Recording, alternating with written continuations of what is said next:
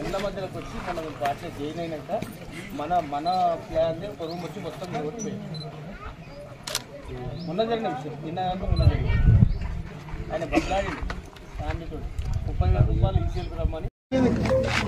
దేశవ్యాప్తంగా యూపీ, బీహార్, ఒరిస్సా, బెంగాల్ లాంటి రాష్ట్రాలతో తెలంగాణ పల్లెల నుంచి కూడా పొట్ట చేత పట్టుకొని కన్న ఊరిని వదిలిపెట్టి కనిపెంచిన ముసలి వాళ్ళని కూడా అక్కడే వదిలిపెట్టి చిన్నపిల్లలు వేసుకొని బతుకుదరి కోసం వస్తారు. వాళ్ళు వచ్చి అడ్డా పెట్టేది బాలాజీ నగర్లో, జవహర్ నగర్. ఇక్కడ 5,000కో 10,000కో నెలకు జీతాల మీద పనిచేసేవాళ్ళు, ఇళ్ళల్లో పనిచేసేవాళ్ళు, ఎలక్ట్రిఫికేషన్ కోసం, ప్లంబింగ్ కోసం అనేక రకాల పనులు చేసి జీవించేవాళ్ళు. ఈ కూరగాయలు అమ్ముకొని, పండ్లు అమ్ముకొని నిత్యం కూలి చేసుకొని బతికేటువంటి ఈ కుటుంబాలకి 30 ఏళ్ళ క్రితం, 40 ఏళ్ళ క్రితం కట్టుకున్న ఇళ్ళకి ఆనాడు కేసీఆర్ ఉన్నప్పుడే జీవో నెంబర్ 58 కింద, 59 కింద ఇవాళ రెగ్యులేషన్ కూడా కాబట్టది. అట్లాంటి దాంట్లో ఈ బాలాజీ నగర్లో ఉన్నటువంటి ఒక కాలనీ అరుంధతి నగర్ కాలనీ. ఈ అరుంధతి నగర్ కాలనీ 30 ఏళ్ళ క్రితం ఇక్కడ నిర్మాణం అయితే ఇక్కడ హుడా అధికారులు వచ్చి మా బౌండ్లోకి వచ్చిందని చెప్పి బెదిరించిపోయారు. ఇవాళ రెవెన్యూ అధికారులు అయితే దానికి అద్దే లేదు.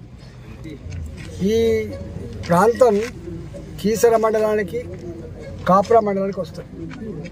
ఇక్కడ ఎంత నెక్సెస్ అంటే ఎంత సంబంధాలు ఉంటాయంటే ఎంఆర్ఓ గారు, ఆర్ఐ గారు, ఇక్కడ కొంతమంది సమాచారం ఇచ్చేటువంటి బ్రోకర్లు, వాళ్ళు ఏ రూపంలో ఉన్నా ఎవడైనా ఇల్లు పాత తిప్పి కట్టుకున్నా, కొంచెం ఎక్స్పాండ్ చేసుకున్నా, లేదా కొంత పాతది జాగా కట్టుకోకుండా మిగిలిపోయిన దాంట్లో కట్టుకున్నా కూడా వాళ్ళకు 50,000 రూపాయల నుంచి 2 లక్షల రూపాయలు చేతులు తడిపితే తప్ప, అంటే రక్తం తాగుతున్నాడు అనుకో, పేదల రక్తం, ఈ 2 లక్షల రూపాయలు వసూలు చేసి ఇక్కడ ఇళ్ళ డబ్బులు కనిపించకపోతే వాళ్ళు నిర్మించుకున్న 30,000, 50,000, లక్ష రూపాయలతో కట్టుకున్న ఇల్లు కూలగొట్టేటువంటి పద్ధతి ఉంది.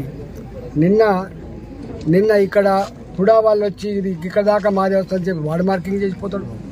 ఇక రెవెన్యూలో వచ్చేమో మేము సోమవారం రాబోతున్నాం, ఒక 100 ఇళ్ళైనా కూలగొడతామని చెప్పి వచ్చిందంటే ఇవాళ వీళ్ళు ఎంత మూర్ఖులో, ఎంత దుర్మార్గులో, పేదల రక్తం ఎంత తాడా సిద్ధపడరో, మరి ప్రభుత్వం ఏం చేస్తుందో, సోద్యం చూస్తుందో తెలుసుకోవడానికి కోసం వచ్చింది. ఇక్కడ నేను ఒకటే హెచ్చరిస్తా ఉన్నా, ఇవాళ కలెక్టర్ గారితో 50-100 సార్లు మాట్లాడి ఇప్పటికే ఈ బాలాజీ నగర్ ఇవ్వాలి కదా, ఇవాళ నువ్వు పుట్టుకున్నప్పుడు ఇక్కడ బాలాజీ నగర్ ఉన్నది, ఇక్కడ విజిట్ చెయ్యి, వాళ్ళ సమస్యలు ఏందో శాశ్వతంగా పరిష్కరించు, ప్రతి నిత్యం జలగల్లాగా వీళ్ళ రక్తం తాగే పరిస్థితి చేయొద్దని చెప్పి చాలాసార్లు చెప్పినాం. అయినా వాళ్ళకు నిమ్మకు నీరెత్తినట్టుగా ఉన్నారు తప్ప, వాళ్ళ చెవి మీద పేరు పాడతలేదు తప్ప, పేదల బతుకులన్నా, పేదల ప్రజలన్నా కూడా వాళ్ళకి పట్టింపు లేని పద్ధతి కనబడతా ఉంది. నేను తప్పకుండా రెవెన్యూ మంత్రి గారితో కూడా చివరిగా మాట్లాడే ప్రయత్నం చేస్తా. మంత్రి గారితో కూడా మాట్లాడే ప్రయత్నం చేస్తా. ఒకవేళ కనుక పిచ్చి పని చేసి ప్రభుత్వం పేదల జోలికి వచ్చి ఇల్లు కొనగొడతా అంటే బీ కేర్ఫుల్ అని చెప్పి హెచ్చరిస్తా ఉన్నా. నేను ఇక్కడ ఎంపీగా ఉన్నా, నేను ఎంపీగా ఉన్నా. ఈ పేదలు 50 గజాలలో, 60 గజాలలో, కంపు వాసనలో ఇలా నిజంగా నాలాంటి కుటుంబం పుక్కడికో 10 ఎకరాలు ఇచ్చినా కూడా ఇక్కడ ఒక ఇల్లు కట్టుకునే పరిస్థితి ఉండదు. అంటే గంత దీనమైన బతుకులు బతికేటువంటి ఈ పేదలు ఎక్కడో యూపీలో ఉన్న గోరఖ్పూర్ నుంచి వచ్చి ఇక్కడ బతుకుతున్నారు, అరుంధతి నగర్. ఎక్కడో బీహార్లో మారుమూల ప్రాంతాల్లో ఉన్న వాళ్ళు బతుకుతున్నారు. ఎప్పటి నుంచి ఉన్నారమ్మా అంటే మేము 25 ఏళ్ళుగా 30 ఏళ్ళుగా ఉంటున్నారు.